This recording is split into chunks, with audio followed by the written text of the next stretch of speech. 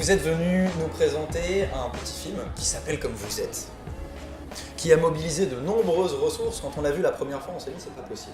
Combien de personnes ont participé? Combien de musiciens? Combien de techniciens? Combien d'acteurs? Combien de figurants? C'est un projet qui est vraiment très très large et qui a voulu aborder, j'ai envie de dire, de manière générale, le rejet, la discrimination. C'est vraiment très large comme sujet, le rejet, la discrimination.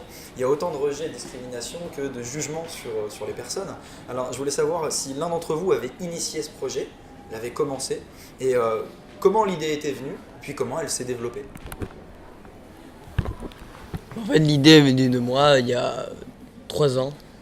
Quoi? Il y a 3 ans, en fait, j'étais là avec des potes. Et un des potes, il m'a dit, ah ouais, pourquoi tu ferais pas un clip de rap et tout. Du coup, au début, genre, j'étais pas trop chaud. Puis ils m'ont incité un peu à le faire. Et voilà, du coup, c'est venu de ça. Et en même temps, la MJC de Puyvert, là où le projet s'est passé, cherchait de faire un projet pour les jeunes, pour attirer les jeunes et pour que les jeunes du coin, pas que du village, mais des villages autour, puissent se rencontrer et faire quelque chose de sympa. Du coup, quand il a proposé son idée, ils l'ont lancé à la MJC. Le racisme, c'est mal. Très très mal. C'est le refrain, le racisme, c'est mal. Et donc, c'est vrai que ces gens que vous définissez comme intolérants, vous vous inscrivez contre. Vous dites c'est mal. Et le fait d'être vous-même en jugement et de dire c'est mal, hein, tu ne fais pas partie de notre groupe, ce que tu fais, ce que tu dis, c'est mal. Est-ce que vous n'êtes pas vous-même en train d'exclure quelqu'un? Et est-ce que vous ne vous dites pas il faudrait tenter une discussion quand même? Vous voyez ma critique? Il y a une phrase dans la musique justement. Ouais, c'est ça. Il y a une phrase dans le refrain qui dit opprimé, oppresseur, noir, blanc, beurre, tout le monde chante en chœur. On invite tout le monde, même si vous n'êtes pas très gentil, on va faire de notre mieux pour vous rendre gentil et nous on sera gentils avec vous. Voilà. Et qu'est-ce que je t'ai mis écoute, je peux te relancer vu que c'est toi qui a initié le projet. On est tous différents par notre culture et peut-être que vous l'avez, enfin on le constate beaucoup. C'est plus facile de vivre et d'être entouré, mais par des gens qui nous ressemblent.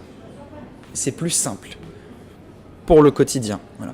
Alors quels efforts, quel retour sur soi-même les gens doivent être capables de faire pour que malgré nos différences, on arrive à se comprendre un peu plus?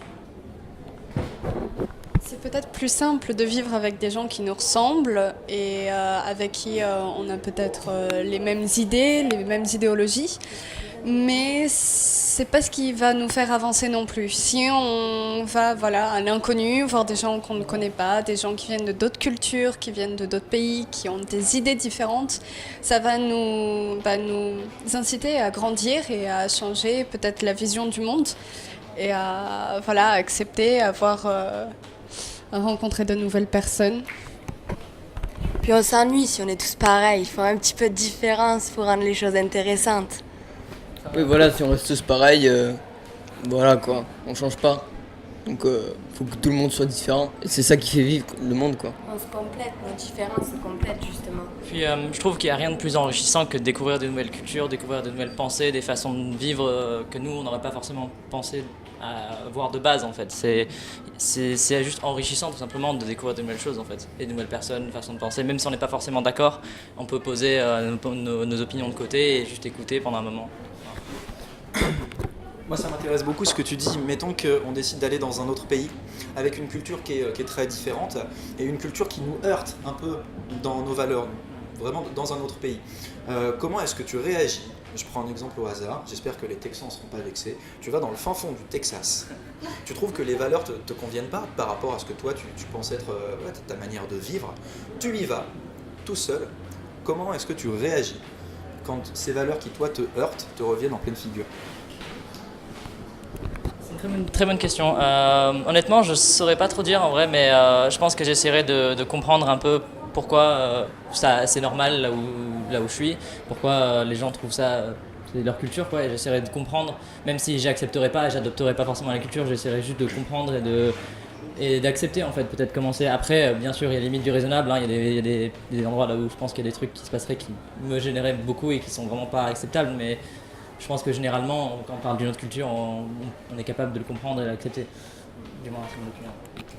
Puis c'est possible d'être en désaccord avec quelqu'un, mais en gardant le respect. C'est justement là où on va pouvoir débattre et avoir une bonne discussion sur nos idées et peut-être influencer l'autre ou se faire influencer. Comme il disait, chercher à comprendre l'autre pour nous instruire à nous. Et puis si vraiment ça nous plaît pas, on peut partir aussi. Et bah, c'est vrai qu'en apprenant d'autres cultures aussi, en apprenant les choses que les autres aiment bien, enfin, ça nous instruit aussi, quoi. Parce que si on reste tout le temps en train de dire ouais, moi je fais comme ça, et toi tu dois aussi faire comme ça, voilà quoi.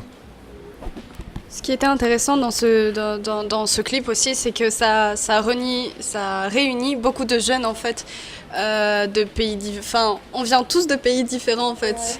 Voilà, et des jeunes de la ville, des jeunes de la campagne, des non scolarisés, des scolarisés, et on était tous différents. Et on s'est regroupés, on a rencontré tous et on a appris à se connaître et à comprendre comment les autres y marchent et à être respectueux les uns envers les autres. Moi, je retiens de vos interventions qu'on peut avoir des limites, chacun. On a le droit d'avoir des limites, des choses qu'on a du mal à tolérer, mais que si on est capable de les communiquer dans le respect, ces limites sont tout à fait acceptables. On n'est pas obligé d'être comme les autres qui sont différents. C'est pas une obligation. Il nous reste 15 secondes. 15 secondes, alors j'aimerais que quelqu'un me raconte le plus grand moment du tournage. Tournage immense. Quel est le plus grand moment de ce tournage? Alors, il y avait un événement qui se passait dans le village. C'était ils mettaient en gros une grande poutre, on va dire, et tout autour, les gens ils tournaient avec des ficelles et ils l'enroulaient petit à petit autour du truc. Et donc nous on a décidé de filmer autour de ce truc et de mettre les chanteurs au milieu et de tourner avec la caméra autour. Sauf que c'est le printemps, c'est la pluie. On est là sous la pluie avec la caméra, avec le stabilisateur, avec Kevin, notre vidéaste, qui était au-dessus de moi avec un manteau en train de me protéger de cette pluie horrible. Il y avait de la pluie jusqu'aux chevilles et ils étaient au milieu en train de chanter. On devait refaire à chaque fois parce qu'il fallait qu'ils se rappellent bien du refrain, qu'ils le fassent de façon synchronisée, que ça soit bien fait, au bon rythme. Et nous on était en train de tourner autour dans la pluie avec les gens qui passaient avec les ficelles. C'était une galère, mais c'était amusant. Franchement, c'était... Et on a réussi. Le plan était très joli à la fin, donc je suis très content du résultat. Bon, il me reste à vous remercier. Merci beaucoup, le groupe comme vous êtes, seulement une petite partie du groupe comme vous êtes. Merci d'avoir été sur le plateau du Caboteur à La Rochelle. Et puis, bonne chance pour ce soir, pendant la présentation finale. Merci beaucoup.